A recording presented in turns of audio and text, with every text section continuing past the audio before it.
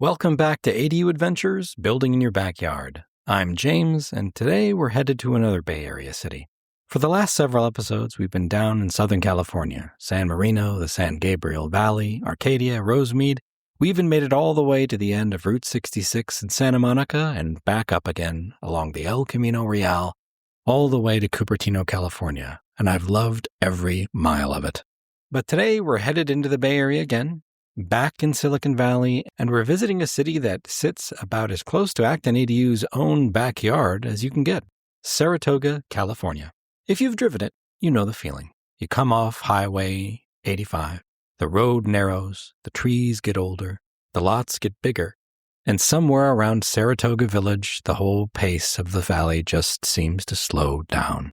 Saratoga sits right up against the Santa Cruz Mountains, and it feels less like a suburb and more like a small town that Silicon Valley grew up around and somehow never swallowed up. And that's actually the story I want to tell today. Because Saratoga, California is not a city that got lucky. It's a city that made a decision over and over again for more than a century. The decision to keep what matters. They kept an orchard when everyone else was paving over them. They kept a festival that started in the year 1900. They kept a senator's villa, a winemaker's mountain, and a century-old Japanese garden. They kept a village, a pace of life, and a connection to the land that the rest of the valley traded away decades ago. And here's where I'm going with this.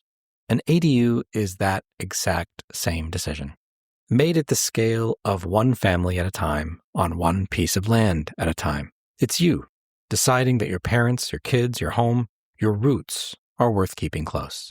So today, a few things. First, the history, because Saratoga has one of the best origin stories in California.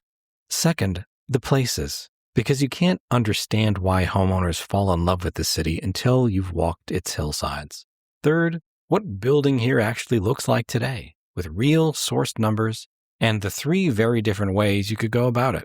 And finally, a little reflection on orchards, and why the best things we build are the ones we plant for someone else. So let's dive in. The Valley of the Heart's Delight. Saratoga's recorded history starts early, and it moves fast. According to the California Office of Historic Preservation, the Anza exploring party passed through the Saratoga area on March 25, 1776. Lumbering in the mountains began in 1847, and it brought the area's first settlers in 1850. Then came the industries, one after another. A lime quarry in the 1850s, a grist mill in 1854, a tannery in 1863, a paper mill in 1868. So Saratoga starts as a working town, saw blades and millstones, hands and timber. And then it becomes something else entirely, a destination. The state historic record tells us that Pacific Congress Springs, a resort built around the area's mineral springs, operated from 1866 all the way up to 1942. That's actually where the name comes from. The springs reminded people of Saratoga Springs, New York, so the name crossed the country and stuck. And then comes my favorite chapter, the orchards. By the early 20th century, this whole valley, the Santa Clara Valley, was covered in fruit trees. Prunes, apricots, cherries. They called it the Valley of Heart's Delight. And every spring when the blossoms came in, the hills around Saratoga turned white and pink for miles. It was so beautiful that people traveled to see it. The California Office of Historic Preservation records that local farmers held the first Blossom Festival in 1900 after the end of a drought as a celebration of gratitude. And according to the local history project For the Love of Apricots, that festival grew so popular it drew visitors from around the world until it ended with World War II. Now you know what happened next, because it happened everywhere around here. The orchards came down, the subdivisions went up. The world's most productive fruit region became the world's most productive tech region, and almost nothing of the old valley survived. Almost. Because here's where Saratoga does the thing that makes it so Saratoga. In 1972, according to the city's own Heritage Orchard Master Plan, Saratoga purchased land on Fruitvale Avenue, and instead of developing all of it, the city preserved a working orchard.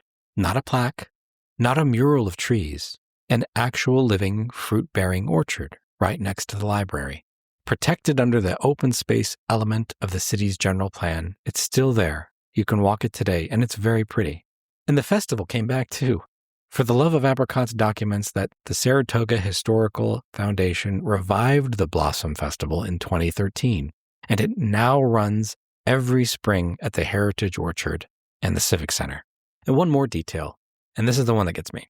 That same source tells us the Novakovich family has farmed their orchard on Fruitvale Avenue for nearly 125 years. You heard that right. One family, one piece of land, 5 generations of hands in the same soil, in the middle of one of the most expensive real estate markets on earth. Now think about the number of times over 125 years that selling would have been the obvious move, the easy move. And think about what it took generation after generation to decide instead, this is worth keeping. That's not nostalgia. That's a philosophy. And it's built into the bones of the city. So hold on to that idea, because it turns out the orchard wasn't the first time Saratoga made this decision. It wasn't even the second. Why homeowners never leave. Let me answer a more personal question now. Because if you own a home in Saratoga, or you've ever wondered why homes here hold their value the way they do, this is the real answer. Why do people love living here? And there's a remarkable historical reason. For more than a century, whenever someone in Northern California had the means to build a dream retreat absolutely anywhere, an astonishing number of them looked at the whole map and chose the hills of Saratoga. And then, one by one, Saratoga kept those retreats and opened them to everyone. Walk it with me. In 1890, as the city of Saratoga's own history tells it, the winemaker Paul Masson opened his mountain winery here, planting French champagne grapes in these hillsides. Today, that old winery above town is one of the most beloved concert venues in all of the Bay Area. According to the Clio Historical Survey of Saratoga, it has been hosting live shows since 1958. Summer night, hillside amphitheater, vineyards below you, music in the air. That's a Tuesday in Saratoga, and honestly, it's one of my favorite places to visit. In 1912, United States Senator James Phelan, who had also been a 3-term mayor of San Francisco, built his grand estate here, Via Montalvo, and Santa Clara County Parks describes what it became after his death. A 166-acre public park with formal gardens and peaceful trails, home of the Montalvo Arts Center, galleries, artist residences, concerts on the Great Lawn, a senator's private paradise now open to anyone with an afternoon free. And in 1915, San Francisco philanthropist Isabel and Oliver Stein walked through the Japanese pavilion at the Panama Pacific International Exposition and fell in love. According to the National Park Service, they built Hakone into the Saratoga Hills that same year. 18 acres of koi ponds, moon bridges, and bamboo, the oldest Japanese-style country villa in the Western Hemisphere. It's still there. You can walk it any day of the week. It's very, very beautiful. But here's the Hakone detail that belongs in this episode. By 1966, according to the Hakone Foundation's own history, the private partnership that owned the estate decided they couldn't keep it any longer. They could have sold to developers, subdivided, cashed out in a market that was already roaring. Instead, they refused to let that happen, and they offered Hakone for sale to exactly one buyer, the city of Saratoga. And the city bought it as a park for everyone. That's 6 years before the city bought the Heritage Orchard. Are you seeing the pattern? The city keeps things. So when you ask a homeowner why they love Saratoga, the honest answer is that ordinary life here includes things other people plan vacations around. A morning walk in a century-old Japanese garden, an evening concert at a winery in the hills, an art opening at a senator's villa, dinner in the village on Big Basin Way with the Santa Cruz Mountains starting at the end of the street, and then home to a big lot, mature trees, and precious quiet. Silicon Valley is 20 minutes away. It just politely stops at the city line. And that is exactly why the ADU conversation in Saratoga is so different. Nobody moves here for a starter home. People move here for the last home, the one they never intend to leave. So the question a Saratoga family asks is never, how do we trade up or out? It's, we already found the place. Now, how does everyone we love get to stay? So let's answer that. What keeping looks like today. All right, let's talk about Saratoga right now in 2026. And as per usual with the show, every number I give you has a source, but it may not always be perfect. So bear with me. Let's first start with the people, though. According to the Census Bureau's American Community Survey via Census Reporter, the median age in Saratoga is 51.7 years. Now, compare that to San Jose Metro as a whole, where the median age is about 38. That's a 13-year gap. And it tells you something important.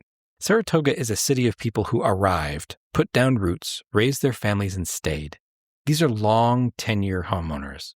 Many of them are now thinking hard about the next chapter, aging in place, helping adult children who cannot touch this market on their own, and caring for their own parents. Which brings us to the market itself.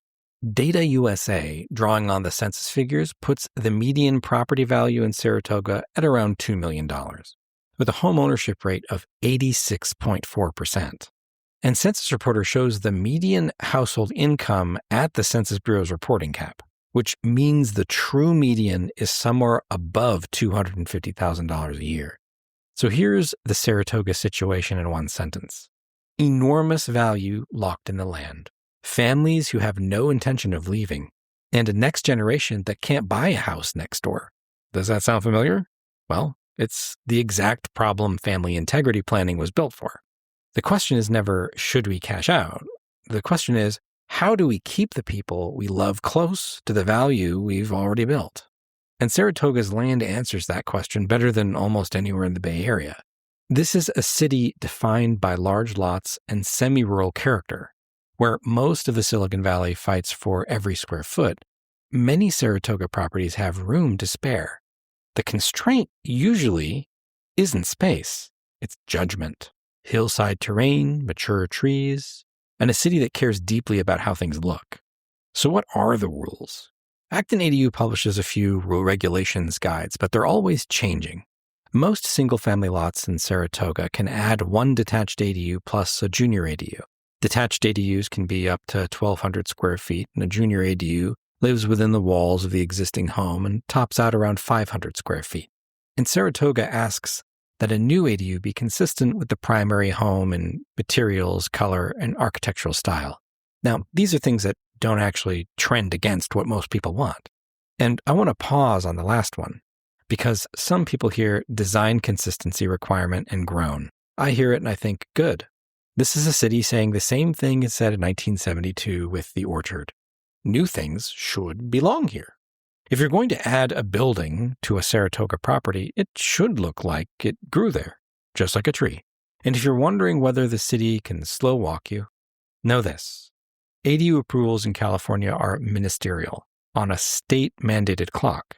And the State Department of Housing and Community Development actively reviews Saratoga's ordinances for compliance.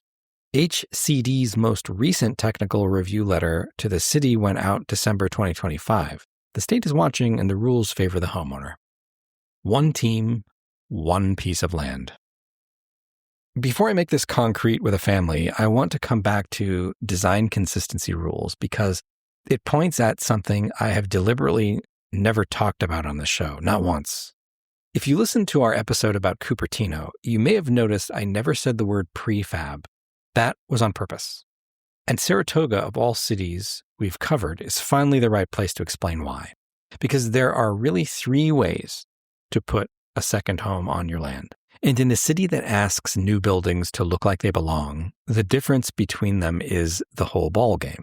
The first is the cheap way, the beige box, the lowest bid, generic unit, the same rectangle a contractor drops on every lot in every town. In a lot of places, that's fine. But on a Saratoga hillside, next to mature oaks, beside a home with real character, in a city that will ask how it fits, the beige box doesn't quite belong. Everyone who looks at it, it reads a little cheap the day it's finished and cheaper every year after that. The second option is prefab. And I want to be fair here because prefab is a legitimate option with real strengths. It's built in a factory so it can be done fast. And the factory conditions are controlled. On a flat, open, and straightforward lot, when speed is the priority, it can genuinely make sense. But here's the Saratoga-sized catch. A prefab unit is designed in a factory for nobody's land in particular. It arrives as a finished box, and your site has to take it as is. Now, put that on the terrain we've been talking about all episode, slopes, heritage trees, tight access, and a design review that wants your materials and colors and roof lines to match the main house. A box designed in a warehouse 200 miles away, or even in some cases 3,000 miles away, doesn't know your oak tree is there. It can't answer to your slope.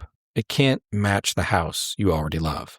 And craning it in on a wooded hillside or in an older neighborhood with telephone wires is its own adventure, if it's even possible at all. Which brings me to the third way, the one that Acton ADU does. That's design build. And I'll tell you exactly what that word means, because it gets thrown around. Design build means one team owns the whole thing, start to finish. Design and construction, under one roof, accountable to you. Done right, you are not the general contractor of your own backyard. You're not the one calling the architect, then chasing a separate builder, then standing in line at the city, then refereeing when the architect blames the builder and the builder blames the plans. All of that coordination, the architect, the contractor, the engineer, the city, the permits, the inspections, is the job. And in a design build model, it's our job, not yours. That matters everywhere. In Saratoga, it matters double, because this is a city of hillside rules, heritage trees, and a design review board that genuinely cares. You want one team that has walked these hills before, that knows what the city will ask before it asks, and that designs the unit for your lot, your slope, your trees, and your home, so that when it's finished, it looks like it grew up there. So there's a whole difference in one breath. A beige box ignores the land. A prefab is finished before it meets the land. And a design build starts with the land and never leaves it. And that, finally, is why I stayed quiet about prefab until now. You can't really see why a design builder builds the way they do until you're standing in a place like this one. A place that decided a long time ago that the things you add should belong. Let me show you what it looks like for one family. And as always, this is a composite drawn from real patterns, of course, from the homeowners that we meet, know, and work with. But the details are changed. Let's call them the Liangs. The Liangs bought in Saratoga in the early 1990s. They raised 2 kids there. Dad is 74, mom is 71. And they rattle around a house that was designed for a family of 5. Their daughter and her husband both work in the valley. And even with 2 incomes, buying anywhere near her parents is entirely out of reach. The old playbook says parents downsize, sell, move somewhere cheaper, and family scatters. The daughter visits on holidays, everyone loses something. The Saratoga playbook, the orchard playbook, says something different. The value is already there. So the family builds a single-story ADU designed for aging in place. No steps, wide doorways, a walk-in shower with a bench. The parents move into the ADU. The daughter's family moves into the main house. Nobody sells. Nobody scatters. The parents live better in a home built around how they actually move through the day. The property works harder for the family than it ever has in the past, as one big house with 2 people in it. And the land does what Saratoga land has always done for the families, patient enough to keep it. It grows in value for the generation living there now and the one after that. That's not a transaction. That's a transition. And it's the difference between treating your property as an asset that you eventually liquidate and treating it like it's an orchard that you tend. Really, you're planting trees you won't ever harvest. I want to close the loop on those orchards. An orchardist who planted apricot trees in Saratoga in 1900 wasn't planting for that year. Fruit trees take years to come into full bearing. You plant them knowing that the best harvests belong to a version of your family you may never meet. That is a strange and beautiful kind of optimism. You put your hands in the dirt for someone else. And I think that's why the heritage orchard moves me the way it does. It isn't just a park. It's proof that a whole community can think that way. In 1972, with land values already climbing, Saratoga looked at those trees and decided the harvest wasn't just fruit. It was their identity, continuity. It was a promise to people who hadn't been born yet. And remember, the city had already done this once, 6 years earlier, when it bought the Hakone Garden to keep it out of a developer's hands. The Novakovich family made the same decision privately for 125 years running. And every family that builds an ADU for their parents or holds a door open for their kids is making it too. Because let's be honest about what you're really doing when you build in your backyard. You're not going to personally use every year of that building's life. A well-built ADU will outlast the reason you build it. The home you build for your mother becomes the home your son starts his family in, becomes the place you yourself land when the big house gets too big. You are planting a tree. At Acton ADU, there's a line we hold ourselves to. Build for the next 30 years, not for the next 30 days. Stan Acton, our founder, learned his craft from people who thought that way. And it's why our team sweats details nobody will notice until year 15. Saratoga gets this, and it might get this better than a lot of cities do. A place that kept its orchard understands in its bones that the things worth building are the things worth keeping. So if you're sitting on a Saratoga lot right now, with parents getting older or kids getting priced out, I'd just gently offer you this thought. You're not being asked to change your property. You're being asked to tend it. And that's Saratoga, the Valley of Heart's delight. The springs, the blossoms, the gardens, and villas and hillside vineyards, the orchard that refused to disappear, and the families quietly writing the next chapter of a very old story. Thank you for spending the time with me today. Thank you for caring about your family's future enough to think this far ahead. That's the whole spirit of this show, and honestly, it's the whole spirit of this city. If today got you thinking about your own backyard, Acton ADU is here to help. We've been building in the Bay Area for over 35 years, and Saratoga is home territory for us. We know the hillsides, we know the design standards, and we know how to build something that belongs on your land and lasts for the people you love. We don't just build ADUs, we do it all, and we build homes that last, and legacies that stay in the family. Visit us at actonadu.com or call 408-539-1908 for a free consultation anywhere in California. There's no pressure, just an honest conversation about what's actually possible on your property. I'm James. This has been ADU Adventures Building in Your Backyard. Here's to tomorrow. Now let's all go plant something. This episode was sponsored by Acton ADU, the experts in high-quality, long-lasting ADUs. With over 35 years of experience in California, Acton handles everything from design to permits to construction and makes the process seamless for homeowners. If you're thinking about building an ADU, visit actonadu.com or call 408-539-1908 to get started. Thanks for listening to ADU Adventures Building in the Backyard. See you next time.